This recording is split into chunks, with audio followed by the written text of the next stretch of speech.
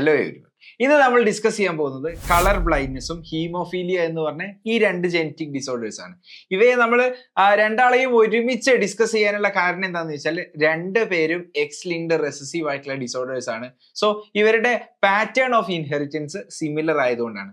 ആദ്യം നമുക്ക് കളർ ബ്ലൈൻഡ്നെസ്സിലേക്ക് കിടക്കാം. കളർ ബ്ലൈൻഡ്നെസ് നമ്മൾ ഓൾറെഡി പറഞ്ഞു കഴിഞ്ഞു, എക്സ് ലിങ്ക്ഡ് ആണ്, റെസസീവ് ആയിട്ടുള്ള ഡിസോർഡർ ആണ്. മീനിങ് എക്സ് ക്രോമസോമിലാണ് ഡിഫക്റ്റീവ് ജീൻ ഉള്ളത് ആൻഡ് റെസസീവ് ആണ് എന്ന് പറഞ്ഞാൽ ഒരു ജീൻ ഡിഫക്റ്റീവും ഒരു ജീന്, അതായത് ഹോമലോഗസ് പെയറിലെ ഒരു ജീന് ഡിഫക്റ്റീവും ഒരു ജീന് ഡിഫക്റ്റീവും അല്ല എങ്കിൽ ഈ അസുഖം കാണിക്കില്ല, കാരിയർ ആയി മാറും എന്നാണ് അതിനർത്ഥം. അപ്പോ ഈ കാര്യം നമുക്ക് മനസ്സിലാക്കാൻ വേണ്ടിയിട്ട് ഞാൻ ഇവിടെ എക്സ് എന്ന് പറയുന്നത് ഒരു നോർമൽ എക്സ് ക്രോമസോം ആയിട്ട് എടുക്കുകയാണ്, നോർമൽ എക്സ് ക്രോമസോം ആയിട്ട് എടുക്കുകയാണ്. അതേപോലെ എക്സിന്റെ മുകളിൽ എക്സ് സി എന്ന് എഴുതിയത് ഞാൻ ഡിഫക്റ്റീവ് ആയിട്ടുള്ള എക്സ് ക്രോമസോം ആയിട്ട് എടുക്കുകയാണ്. അതായത് എക്സ് സി ക്രോമസോം ഉള്ള ഒരാള് കളർ ബ്ലൈൻഡ് ആയിരിക്കും. ഓക്കെ, കളർ ബ്ലൈൻഡ് ആയിരിക്കും. അപ്പൊ നമ്മൾ പറഞ്ഞു എക്സ് ക്രോമസോമിന്റെ മുകളിലാണ് ആൻഡ് റെസസീവ് ഡിസോർഡർ ആണ് എന്ന് പറഞ്ഞാൽ വരാൻ സാധ്യതയുള്ള എല്ലാ ഇൻഡിവിജ്വലിനെയും ഞാൻ ഇവിടെ എഴുതുകയാണ്. അപ്പോൾ സ്വാഭാവികമായിട്ടും എക്സ് എക്സ് എന്ന് പറയുന്നത് നോർമൽ ആയിരിക്കും, നോർമൽ ആയിട്ടുള്ള ഫീമെയിൽ ആയിരിക്കും, ശരിയല്ലേ? നോർമൽ ഫീമെയിൽ ആയിരിക്കും. ഇനി ഒരു എക്സ് നോർമല്, ഒരു എക്സ് ഡിഫക്റ്റീവ്, അങ്ങനെയാണെന്നുണ്ടെങ്കിൽ ഇതൊരു റെസസീവ് ഡിസോർഡർ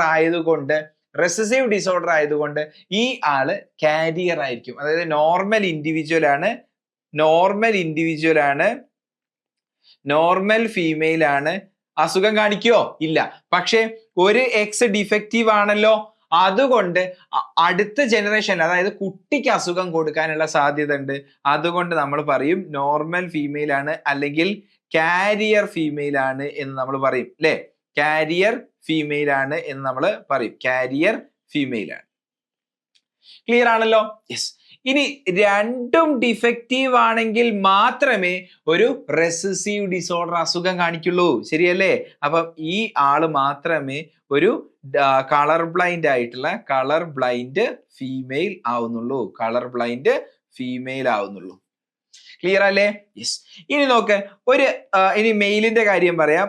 നോർമൽ എക്സും വൈയും ഉള്ള ആളെന്ന് പറയുന്നത് സ്വാഭാവികമായിട്ടും നോർമൽ മെയിൽ ആയിരിക്കും, നോർമൽ മെയിൽ ആയിരിക്കും.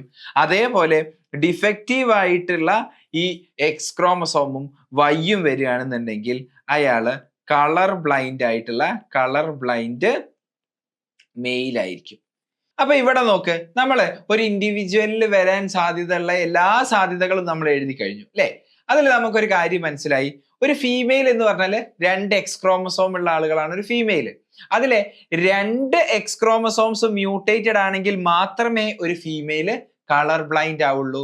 പക്ഷേ ഒരു മെയിലിന്റെ കാര്യം എടുത്തു നോക്കുകയാണെങ്കിൽ മെയിലിന് ഒരു എക്സ് ക്രോമസോം ഒരു വൈ ക്രോമസോം ആണ്. ആ എക്സ് ക്രോമസോം മ്യൂട്ടേറ്റഡ് ആവുകയാണെങ്കിൽ ആ മെയിൽ എന്ത് ചെയ്യും? മെയില് കളർ ബ്ലൈൻഡ് ആവും, ശരിയാണല്ലോ?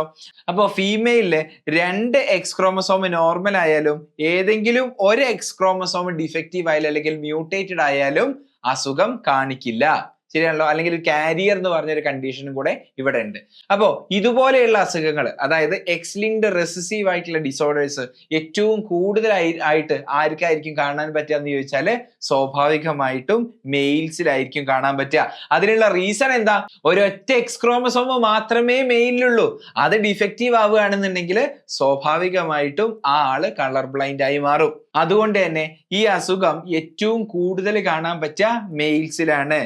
8% മെയിലില് 8% മെയിൽസിൽ ഈ അസുഖം കാണാൻ പറ്റും.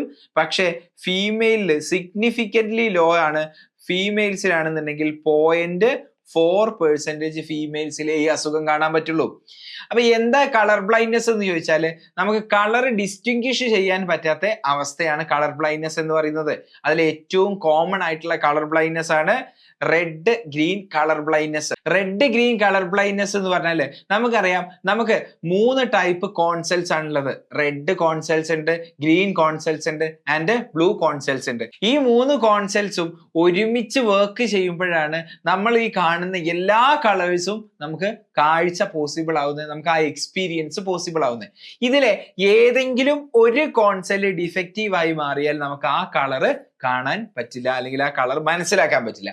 അപ്പോൾ റെഡ് ഗ്രീൻ കോൺസെൽസിൽ എന്തെങ്കിലും ഡിഫക്റ്റീവ് ആവുകയാണെന്നുണ്ടെങ്കിൽ റെഡ് ഗ്രീൻ കോൺസ് ഡിഫക്റ്റീവ് ആവുന്നത് വഴി ഉണ്ടാവുന്ന കണ്ടീഷനാണ് നമ്മൾ ഇവിടെ ഡിസ്കസ് ചെയ്യുന്ന ഈ കളർ ബ്ലൈൻഡ്നെസ് എന്ന് പറയുന്നത്. അപ്പൊ റെഡ് ഗ്രീന് കോൺസ് ഡിഫക്റ്റീവ് ആയാൽ നിങ്ങളൊന്ന് ആലോചിച്ച് നോക്ക്, ഈ റെഡ് കളർ നിങ്ങൾക്ക് 57 എന്ന് എഴുതുന്നത് കാണാൻ പറ്റുന്നില്ലേ? ഈ റെഡ് കളറിൽ 57 എന്ന് എഴുതുന്നത് കാണാൻ പറ്റുന്നത് എന്താ? അതിന്റെ ചുറ്റുവട്ടത്തൊക്കെ ഗ്രീൻ ആണുള്ളത്. അപ്പം ആ ഗ്രീനും നിങ്ങൾക്ക് ഡിസ്റ്റിങ്വിഷ് ചെയ്യാൻ പറ്റുന്നുണ്ട്, റെഡും ഡിസ്റ്റിങ്വിഷ് ചെയ്യാൻ പറ്റുന്നുണ്ട് എങ്കിൽ മാത്രമേ പ്രോപ്പർ ആയിട്ട് ആ ഗ്രീനിന്റെ ഉള്ളിൽ എഴുതിയ 57, റെഡ് കൊണ്ട് എഴുതിയ 57 നിങ്ങൾക്ക് കാണാൻ പറ്റുള്ളൂ. അപ്പം ആ റെഡ് ഗ്രീൻ ആയിട്ടുള്ള ഈ കോൺസെൽസ് പ്രോപ്പർ ആയിട്ട് വർക്ക് ചെയ്യുന്നുണ്ടെങ്കിൽ മാത്രമേ നിങ്ങൾക്ക് ഇവിടെ എഴുതിയ 57 എന്ന് കാണാൻ പറ്റുന്നുള്ളൂ. ഇല്ലാത്ത പക്ഷം അത് ഡിസ്റ്റിങ്വിഷ് ചെയ്യാൻ നിങ്ങൾക്ക് പറ്റുന്നില്ല. റെഡ് ഗ്രീൻ കളർ ബ്ലൈൻഡ്നെസ് ഉണ്ട് എന്നാണ് അർത്ഥം. അതായത് റെഡ് ഗ്രീൻ കളർ ബ്ലൈൻഡ്നെസ് ഉള്ള ഒരാൾക്ക് ഇവിടെ എഴുതിയ 57 കാണാൻ പറ്റില്ല. അപ്പൊ എന്താണ് ഈ കളർ ബ്ലൈൻഡ്നെസ് എന്ന് പറയുന്നത്? ഡിഫക്റ്റീവ് ആയിട്ടുള്ള റെഡ് ഗ്രീൻ കോൺസ് ഉള്ളത് കൊണ്ടാണ്. ക്ലിയർ ആണല്ലോ? ഇനി ഇവരുടെ ഒരു ഇൻഹെറിറ്റൻസിന്റെ ഒരു പ്രത്യേകതയും നമുക്ക് നോക്കാം. അതിന് വേണ്ടിയിട്ട് 2 ക്രോസിംഗ് ഞാൻ എഴുതാണ്. ഒരു നോർമൽ ഫീമെയിലും കളർ ബ്ലൈൻഡ് മെയിലുമാണ് എങ്കിൽ എന്താണ് അവസ്ഥ എന്ന് നമുക്ക് നോക്കാം. നോർമൽ ഫീമെയിൽ എന്ന് പറഞ്ഞാൽ നമുക്കറിയാം 2 എക്സ് ക്രോമസോം ഉള്ള ഫീമെയിൽ ആണ്.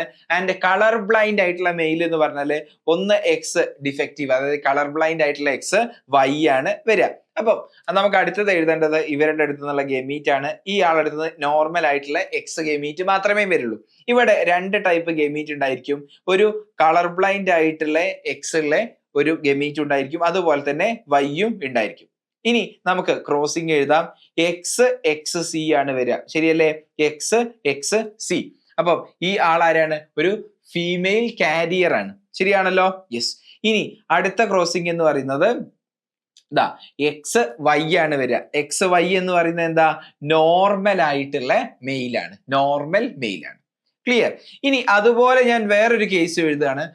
നോർമൽ മെയിലും കളർ ബ്ലൈൻഡ് ഫീമെയിലും, normal male and colour blind female അവര് ക്രോസ് ചെയ്യുകയാണെന്നുണ്ടെങ്കിൽ എന്താണ് സംഭവിക്കുക എന്നാണ് ഞാൻ ഇവിടെ എഴുതാൻ പോകുന്നത്. അപ്പൊ നമുക്ക് നോർമൽ മെയിലിന് എഴുതാം. നോർമൽ മെയിൽ എന്ന് പറഞ്ഞാൽ എക്സ് വൈ ആണ്, ശരിയാണല്ലോ? കളർ ബ്ലൈൻഡ് ഫീമെയിൽ എന്ന് പറഞ്ഞാൽ എന്താണ്? 2 എക്സ് സി ആവണം, എന്നാലല്ലേ കളർ ബ്ലൈൻഡ് ഫീമെയിൽ ആവുള്ളൂ, കാരണം റെസസീവ് ഡിസോർഡർ ആണ്. അപ്പം ഞാൻ ഇതിന്റെ ഗമീറ്റ്സ് എഴുതാൻ പോവുകയാണ്.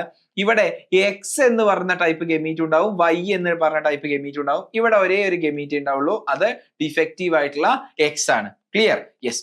ഇനി ഈ പറയുന്ന ക്രോസ് ചെയ്യുകയാണെന്നുണ്ടെങ്കിൽ ഇങ്ങനെയാണ് ഒരു കുട്ടി ഉണ്ടാവുന്നതെന്നുണ്ടെങ്കിൽ എക്സ് എക്സ് ഡിഫക്റ്റീവ്, അതായത് ഈ ഫീമെയിൽ എന്ന് പറയുന്നത് എന്ത് ഫീമെയിൽ ആണ്? ഈ ഫീമെയിൽ എന്ന് പറയുന്നത് കാരിയർ ആയിട്ടുള്ള ഫീമെയിൽ ആണ്. ക്ലിയർ ആണല്ലോ? ഇനി ഞാൻ അടുത്ത ഒരു കുട്ടീനെ ഞാൻ നോക്കുകയാണെന്നുണ്ടെങ്കിൽ വൈ എക്സ് സി അല്ലെ? അപ്പം എക്സ് സി വൈ ആണ്. ഇതൊരു മെയിലാണ്, ഡിഫക്റ്റീവ് ആയിട്ടുള്ള മെയിലാണ്. അപ്പോ ഇവിടെ നമ്മൾ നോക്കുകയാണെന്നുണ്ടെങ്കിൽ ഇവിടെ കളർ ബ്ലൈൻഡ് ആയിട്ടുള്ള ഒരു ഫീമെയില് ഒരു സ്ത്രീയിൽ നിന്നും ഒരു ഫീമെയിലിൽ നിന്നും ഏത് കുട്ടിക്കാണ് അസുഖം ഉണ്ടായത്? എന്ന് ചോദിച്ചാല് മെയിലിനാണ് അസുഖം ഉണ്ടായത്. ആൻഡ് ആർക്ക് അസുഖം ഉണ്ടായിട്ടില്ല? ഫീമെയിലിന് അസുഖം ഉണ്ടായിട്ടില്ല.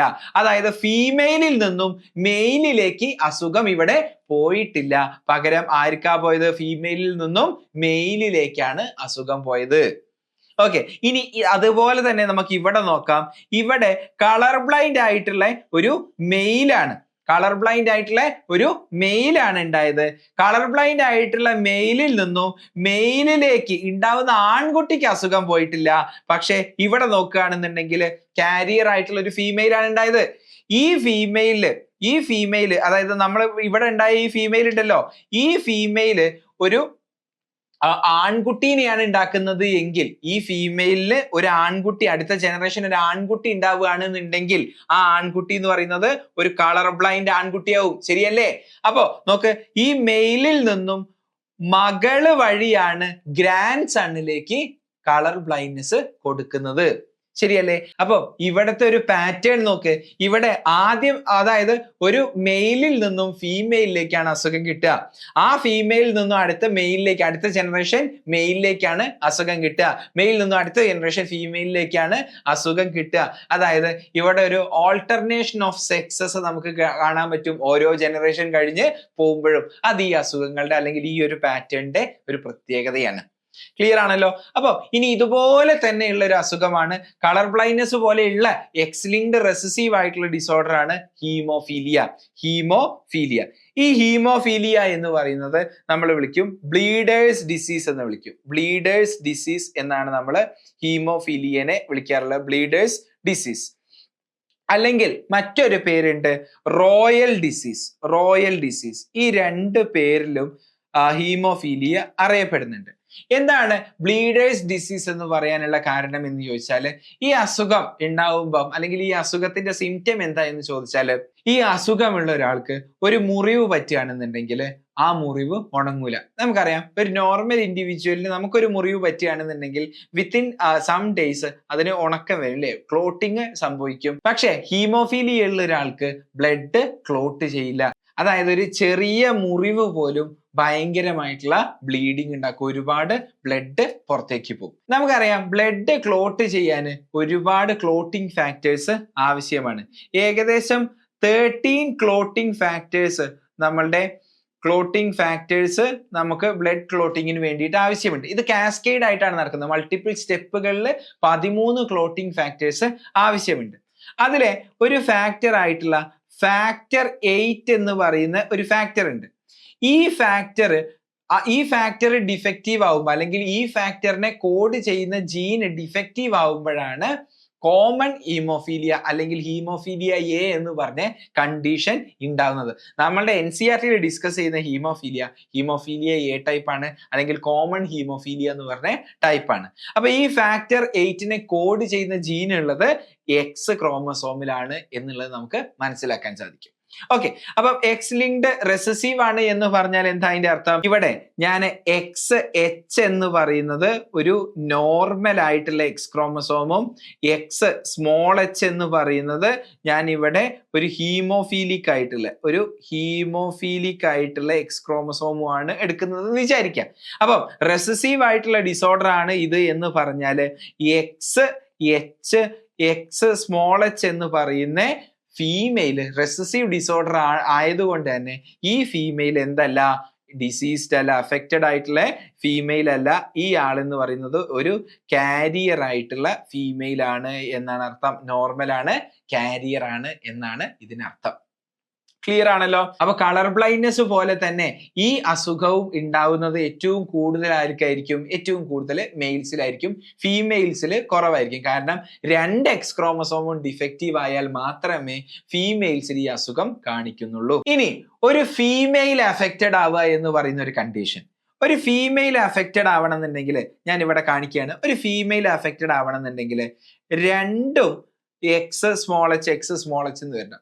എങ്കിൽ മാത്രമേ, ഈ കണ്ടീഷനിൽ മാത്രമേ ഫീമെയിൽ അഫക്റ്റഡ് ആവുള്ളൂ. ഓക്കെ, ഈ ഫീമെയിൽ അഫക്റ്റഡ് ആവണമെന്നുണ്ടെങ്കിൽ ഇവരുടെ പാരന്റ്സ് ഒരു എക്സ് ക്രോമസോം കൊടുക്കുന്നത് അച്ഛനല്ലേ? ഓക്കെ, അച്ഛൻ, ഇത് ഞാൻ അച്ഛനെയാണ് കാണിക്കുന്നത്. അച്ഛൻ എന്തായാലും ഹീമോഫീലിക് ആയിട്ടുള്ള അച്ഛനായിരിക്കണം. ശരിയല്ലേ? അച്ഛന്റെ എക്സ് ക്രോമസോം എന്ന് പറയുന്നത് ഹീമോഫീലിക് ആയിട്ടുള്ള എക്സ് ക്രോമസോം ആയിരിക്കണം. അമ്മ എന്തായാലും ഈ പറയുന്ന എക്സ് സ്മോൾ എച്ച് കൊടുക്കണ്ടേ? അതായത് അമ്മ എന്ന് പറയുമ്പോഴും ഞാൻ ഇവിടെ അമ്മേനെ കാണിക്കുകയാണ്.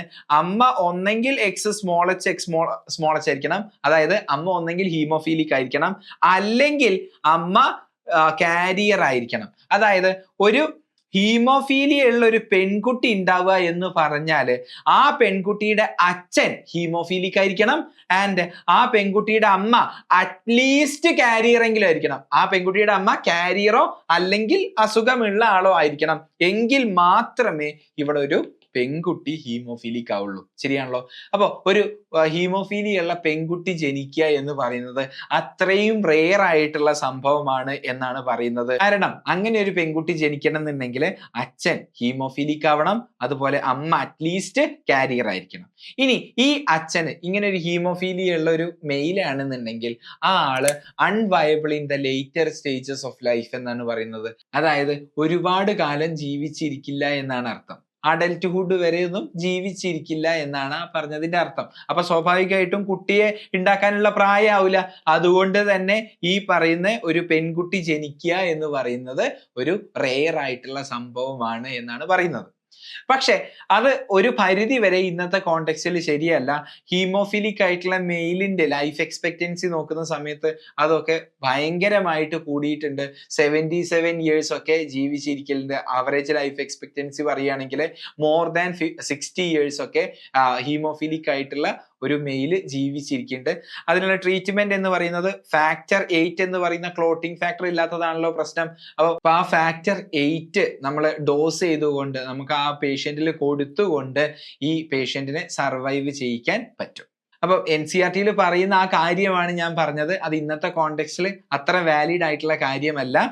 NCERT പറഞ്ഞ കോണ്ടെക്സ്റ്റ് പ്രകാരം ഇങ്ങനെയൊരു മെയില് അഡൽട്ട്ഹുഡ് വരെ ജീവിക്കാനുള്ള സാധ്യത അല്ല. അതുകൊണ്ട് ഇങ്ങനെ ഒരു പെൺകുട്ടി, അതായത് ആ ആൾക്ക് അച്ഛനാവാനുള്ള പ്രായമായിട്ടില്ല, അതുകൊണ്ട് തന്നെ ഇങ്ങനെ ഒരു പെൺകുട്ടി ജനിക്കുക എന്ന് പറയുന്നത് ഒരു റെയർ ഈവന്റ് ആണ് എന്നാണ് പറയുന്നത്. അത് ഇന്നത്തെ കോണ്ടെക്സ്റ്റിൽ അത്ര ശരിയല്ല എന്നാണ് ഞാൻ പറഞ്ഞത്. ഓക്കെ, ഇനി ഞാൻ പറഞ്ഞു ഈ ഹീമോഫീലിയ എന്ന് പറയുന്ന ആളെ ബ്ലീഡേഴ്സ് ഡിസീസ് എന്ന് വിളിക്കും. കാരണം ഇതിനുള്ള ആൾക്ക് ബ്ലീഡിംഗ് ആണ് ഉള്ളത് അല്ലെ. ഒരു ചെറിയ മുറിവിന് പോലും ബ്ലീഡിംഗ് ആണ് ഉണ്ടാവുക നമ്മൾ ഡിസ്കസ് ചെയ്തു. ഓക്കെ, ഇനി ഹീമോഫീലിയനെ മറ്റൊരു പേരിട്ട് വിളിക്കുന്നതാണ് റോയൽ ഡിസീസ് എന്നാണ് വിളിക്കുന്നത്. റോയൽ ഡിസീസ് എന്ന് വിളിക്കാനുള്ള കാരണം യൂറോപ്യൻ റോയൽ ഫാമിലിയിൽ ഈ അസുഖം ഉണ്ടായിരുന്നു. അതായത് നമ്മളുടെ വിക്ടോറിയൻ ക്യൂൻ വിക്ടോറിയക്ക് ഉള്ള അസുഖമായിരുന്നു ഇത്. ക്യൂൻ വിക്ടോറിയ ഇംഗ്ലണ്ടിലെ ക്യൂൻ വിക്ടോറിയ ആക്ച്വലി ഒരു കാരിയർ ആയിരുന്നു. ഓക്കെ, അപ്പം ആ ക്യൂൻ വിക്ടോറിയയിൽ നിന്നും ഒരുപാട് ആൾക്ക് അസുഖം കിട്ടിയിട്ടുണ്ട്.